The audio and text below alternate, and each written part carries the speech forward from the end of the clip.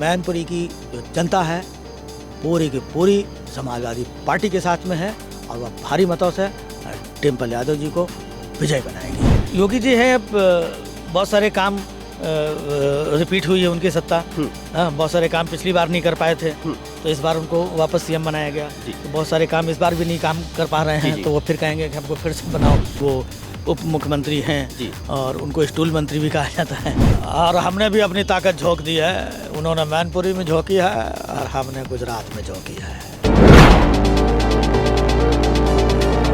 नमस्कार, मैं मोहित हूँ। दोस्तों, आज हमारे साथ वो हैं जो किसी परिचय के मोहताज नहीं है। जी हाँ, आपको हमेशा हंसाने वाले, गुदगुदाने वाले राजीव निगम जी। सर, सबसे पहले तो आपका हमारे चैनल भारत एक सोच में आपका शानदार स्वागत है। बहुत बहुत धन्यवाद। सर, सबसे पहला सवाल, क्या खाया आपने? हम लोग तो साधारण से लोग हैं, वही दाल रोटी खाओ, प्रभु के गुण गाओ। अच्छा, दाल रोटी खाई, दाल रोटी खा के आ रहे हैं। जी। अच्छा, देखा जा रहा है सर, अखिलेश यादव जी जिधर भी हाथ मारने की कोशिश कर रहे हैं, फ्लॉप होते जा रहे हैं। इसकी वजह क्या है सर? वजह ये तो वक्त होता है ना, कि आज से कुछ साल पहले तक सेम हालत बीजेपी की भी थी जी, कि वो जहाँ हाथ मारते थे कहीं से कुछ निकल ही नहीं रहा था। यहाँ से भी चला गया, वहाँ से भी चला गया, वहाँ से भी चला गया। लेकिन एक समय आया, सत्ता में, राजनीति में हमेशा यही होता है। अब देखिए, बड़ी बड़ी पार्टी, कांग्रेस पार्टी कितनी बड़ी पार्टी थी, सालों साल यहाँ भी वहाँ भी केंद्र में भी हर जगह सरकार रहती थी। लेकिन आज उनके साथ भी वही कि जहाँ हाथ मारते हैं वहीं भी मामला गड़बड़ हो जाता है। मैनपुरी में जी। तो समय और वक्त होता है और जनता सबको मौका देती है। आज इनको मौका दिया और मौका देने के बाद में जनता वेट एंड वॉच। फिर एक समय आता है कि जब उसको लगता है कि ये पार्टी हमारे लिए खरी नहीं उतर रही हमारी चीज़ों में, तो उनको हटा करके फिर दूसरों को मौका देती है। तो बस वही मौके के इंतजार में दूसरी पार्टियां हैं। उपचुनाव है सर मैनपुरी में। अखिलेश यादव जी की तरफ से देखा जाए तो पूरी की पूरी ताकत झोंक दी है वहाँ पर। क्या लगता है, सफल होंगे या फेल होंगे? हाँ, नहीं, पूरी ताकत झोंकी है और सफलता उनको मिलनी चाहिए, क्योंकि ये जो मैनपुरी की सीट है वो आदरणीय मुलायम सिंह जी यादव की एक सीट थी और उन्होंने बहुत काम किया यहाँ की जनता के लिए। जनता के दिलों में बसते हैं। और डिम्पल जी चुनाव लड़ रही हैं, तो डिम्पल जी नेताजी की सेवा भी करती थी। उनका आशीर्वाद प्राप्त है उनको। उनकी बहुमत, तो उनके सपनों को, उनकी चीज़ों को वो लेकर के आगे जाएंगी। यहाँ की जनता को भी ऐसा विश्वास है।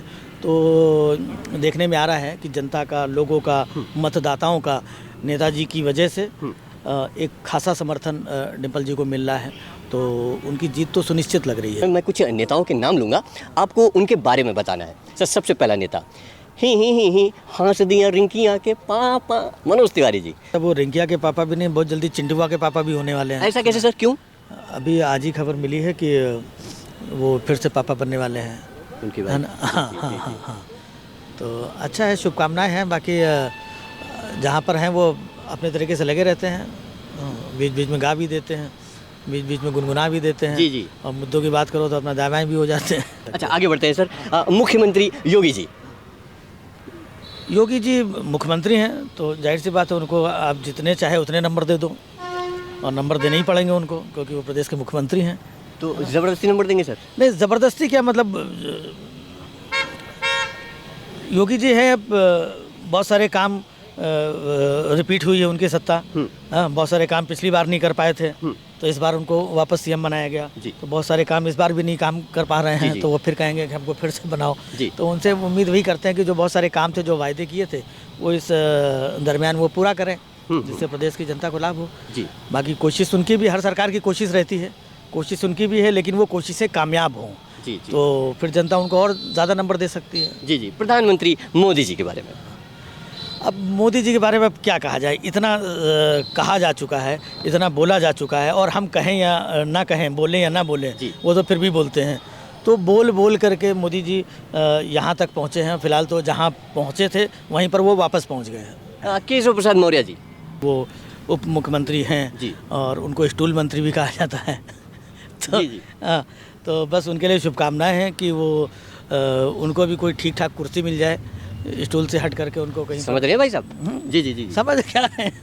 हमारे साथ राजीव निगम जी सर थे, तो मैं इनसे बात करने की कोशिश कर रहा था और अंदर गहराई टटोलने की कोशिश कर रहा था कि राजीव निगम जी को कौन सी पार्टी पसंद है और किस पार्टी की नीतियाँ पसंद है। खैर, निगम साहब ने क्या कहा, आप इनकी बातों से कितना प्रभावित हुए, अपनी राय मुझे नीचे कमेंट कर जरूर दीजिएगा। चलिए मिलते हैं नए जगह पे नए मुद्दे के साथ। बने हमारे साथ, देखते रहे भारत एक सोच, क्योंकि भारत एक मुल्क नहीं है बल्कि एक सोच है, और आज हर भारतीय को सोचने की जरूरत है। कैमरा पर्सन अनुज के साथ मोहित, मैनपुरी।